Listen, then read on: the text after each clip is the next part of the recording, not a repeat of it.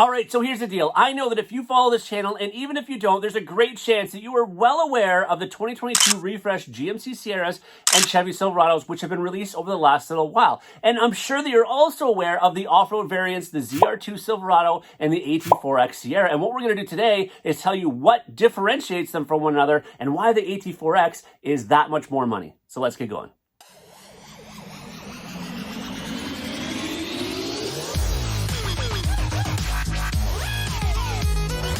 So listen, off the top, I just said that the AT4X GMC Sierra, that 2022 refresh, is going to come in at a higher retail price than the Chevy Silverado ZR2. Let me just tell you this, I do not have the pricing on the ZR2 yet, the ZR2, pardon me, but I do have pricing, the starting pricing on the 2022 AT4X, and just from the simple fact that it has more features, it's clearly going to be more money, and we are going to talk about that later in the video. But it's kind of gauged to be a bit of a more premium truck. But let's talk about these two off-road variants first. And if you're not aware of the refresh trucks that are out there, there's definitely been a massive overhaul in terms of the interior of the new Chevy Silverados and GMC Sierras. And then, of course, the introduction of these two off-road variants. And Chevrolet was the first to introduce their lineup, or at least some of the lineup, but the first to introduce their off-road variant, the ZR2. And so many of us have been anticipating what the GMC offering was going to look like. And we just saw that just a couple days ago, what their offering is going to be. And I've had a wide range of comments from disappointment to loving it. And I'm very curious, by the end of this video, or even before maybe I do this video, comment below. I would like to hear, if you had the choice, let's say the money wasn't even an aspect, but we can include that too. Which of the two would you pick? Are you in the GMC camp? Are you an AT4X person? Or are you a ZR2 person? Or are you neither? Maybe you're an Elevation or an RST or a High Country or a Denali Ultimate, which we're going to do another video on soon, so stay tuned for that. But let me know what it is you are after. But let's just talk about the two off-road variants first and talk about the things that are similar amongst these two trucks. First and foremost, obviously, as I said, off-road variant, we are going to be talking off-road capabilities, and no better off-road capability or off-road feature than, let's start with the suspension. Both of these trucks are going to carry the Multimatic DSSV twin spool suspension, which we have clearly already seen on the Colorado ZR2. I've driven it myself. I love it. I'm super anxious and excited to try it out in the bigger truck form. But both of these trucks are going to have that similar suspension. They're also going to have a different mode. They're going to have something called a terrain mode, which also incorporates something we call one pedal drive, which is a pretty awesome thing, which allows you, when you're driving these off-road trucks, to, when it's in 4 low and it's in the terrain mode, you can actually let your foot off the gas, and it'll slow it down actually to the point where it'll actually put the brakes on and stop the vehicle. So you can, control yourself going over certain conditions just by using that one pedal. Underneath the hood, both of these trucks are going to be coming standard with the awesome 6.2 liter V8, which I know some of you are disappointed that it's not supercharged, but hey, listen, it still carries 420 horsepower and 460 foot-pound of torque. And if you didn't see, they actually just released the new Corvette today, which also has 460 foot-pound of torque, but it's got 670 horsepower. But anyways, so both of them are going to be using the 6.2, and as of the time of this video, I don't anticipate or don't see them offering any different engine choices in this. And speaking of also choices, it looks as though the Silverado ZR2 might potentially be coming with both the 5'8" box. It's going to be a crew cab only, by the way, but 5'8" box or the 6.5 foot box, whereas the GMC might only be coming, or as far as I know, is only coming with the 5'8" box, not the 6.5 foot box. And again, both these trucks are only coming in the crew cab platform. If you don't know GMC and Chevy, by the way, crew cab is our larger cab interior. But getting back to the off-road component aspect, both of these trucks are going to come with the e-lockers, the front and rear locking, electric locking differentials. That's very exciting news, something that many of us, especially off-road people, have really been looking forward to in the full-size truck. This is our first time seeing this in our full-size truck.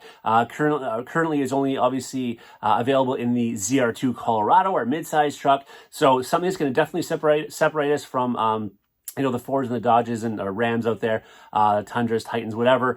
So we're really excited to see this in both of these trucks in terms of the off-road capability it's going to offer.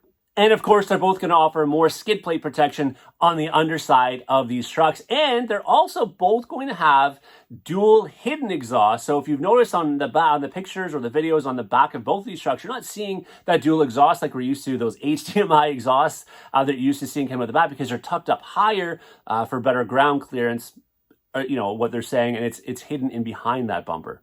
And then, of course, like all of the other new GMC Sierras and Chevy Silverados, at least in the higher trim levels, mid to higher trim levels, we are going to see an all-new interior in both of these trucks. We're going to talk a bit more about the interior when I separate them here in a moment, but they're both going to have the big 13.4-inch color touchscreen, with Google integration and all that kind of stuff in there. A lot of amazing things going on there. You're going to have the 12.3-inch driver information center in front of you there as well. And both are going to have the electric precision shift, because you can only get these trucks in a crew cab. So when you're getting a crew cab, you're automatically going to get the electric precision shift. That is your only choice, and they are both coming with that. But let's get to what differs the two of these trucks and why the AT4X does come in and is going to come in at a higher price tag. Again, I don't know how much higher, but most certainly it is going to be coming in higher than the ZR2. Now, as far as what the ZR2 has, let's start there, that the AT4 doesn't have. As far as I'm concerned, it has the looks. Listen, I'm a GMC guy and I'm a Chevy guy. I'm not more partial to one than the other, to be honest with you. I've driven both. I love both of them. I sell both of them. But when it comes to the off-road variant, if I had to put my money down, and again, I want to hear your opinion on this, but if I had to put my money down, it would be on the ZR2, simply because I just really like the outside looks. It looks way more aggressive, and part of that reason is because it is cut up much higher in the front. It does have a higher approach angle from everything I've seen in the pictures and everything they've talked about than you're going to see in the AT4X. It has the steel front and rear bumpers, obviously aggressive in terms of their durability, but also the fact that they are most certainly cut up higher. It also has a more aggressive look in terms of, I think, the fender flares. I think the fender flares look a little more aggressive, at least to me they do. And on the hood, it definitely has a more bulbous, raised hood with the emblem on there as well, which again, I just think lends itself to looking more aggressive. You got that flow tie in the front. So again, from a looks perspective, the ZR2, again, personal preference definitely has the win, but it definitely, to me, even if you're not, partial to the ZR2 over the AT4X, you have to admit that it definitely has a more of an off-road look, a more of an aggressive, more edgy, I guess you would say, appeal than the AT4X does. And then the other difference that it has is both these trucks do have 33-inch tires, by the way. I should have said that in the both segment, but what the ZR2 is using for rubber, though, is actually different, oddly enough, than what they're using on the AT4X. What the ZR2 is going to be using is the Goodyear Wrangler Territory tires that we're currently seeing on most of our 20-inch AT4 wheels and 20-inch Trail Boss wheels as well. But these are going to be at 18 surrounding, black aluminum wheels, and they are going to be the Goodyear Wrangler Territory tires. Let's switch over to the AT4X so and talk about some of the things it has that the ZR2 does not. And we just talked about tires, of course, in regards to the ZR2 using the Goodyear Wrangler Territories, but we are seeing that it's going to be using, the AT4X is going to be using Goodyear Wrangler Duratrack tires, which typically is what we see with the 18s. And by the way, they are 18-inch black aluminum wheels. And really, as far as the outside, just a bit more polished look. It looks like you could almost just drive that down, Main Street and wherever the city is you live in, and it would fit in with the regular AT4X or Denali. Yeah, I guess the tires are a bit more aggressive, but it doesn't have that, cut up bumper. It looks more like a regular AT4 is going to look like in terms of some of the appearance. A lot of the changes, a lot of the differences, a lot of the expense is going to be coming on the inside of this truck versus the ZR2. And one thing, though, when we are talking about the outside here, before we get into the inside of the truck, is it is, however, going to come with the Multi-Pro tailgate. Of course, you can get the Multi-Flex on the ZR2 as well. Actually, I'm not even sure if it's standard or not. I think it might be. But what's standard on the AT4X is the Multi-Pro, but it has the kicker stereo system in there. Some of you might love that. I think it's pretty cool. Some of you might not care, but that is one of the differences. And of course, that is going to be an increased cost in the AT4X versus the ZR2. And then one other thing I noticed on the outside, one of the things they were touting in the videos, was it has the rock slider option on the side of the AT4X. They really showed that off a lot in the intro videos and stuff of the AT4X. Very similar to what you're seeing on the ZR2, where it looks, people always thought it was like some sort of a running board, which obviously it's not, but it's just a rock slider protection off the side. I'm sure they're going to offer that as an availability on the ZR2, but they didn't really talk much about it. So that's one difference there as well. And then, of course, just as a reminder, short box only for the AT4X versus ZR2. So that's another difference there.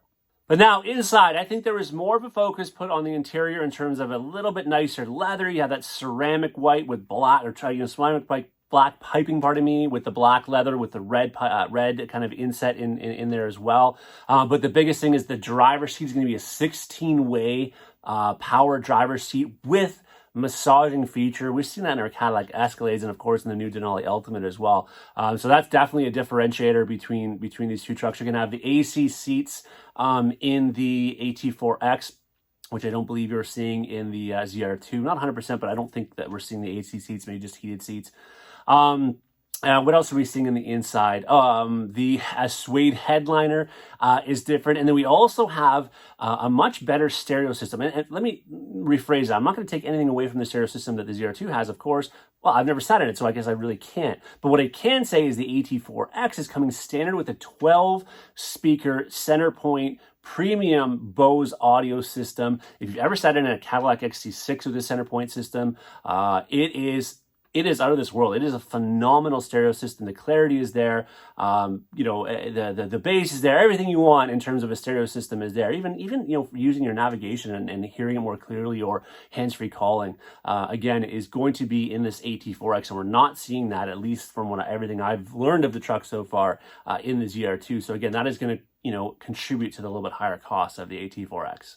Oh, and price, by the way, of that AT4X, I did tell you at the top of the video, I was going to tell you, $74,995 US dollars. So $74,995 American dollars will get you into the AT4X. I don't even know necessarily how much more money this is going to be than the current ZR2, because they haven't released that pricing, as I said. So I don't know if it's $3,000, $5,000. I mean, I guess you can kind of just add up some of the features and kind of surmise yourself. And by the way, for my Canadian friends, that's over $90,000 obviously for this truck. So it is definitely getting up there for the AT4X, but the Denali Ultimate is even that much more yet again. So interesting things, pardon me, coming our way. I'm very curious again what you think of it. And listen, if you've made it this far in the video, why don't you hit that subscribe button, hit that like button. It does me a lot of service, and that subscribe button will help you out, because hopefully that means that you don't miss out on any of the great GM content, GM truck content that I have coming your way. I've got a lot planned for the new year and the rest of this year. So I'd love if you would join me along for the ride. As always, though, everybody, thanks so much for watching. Until next time, take care.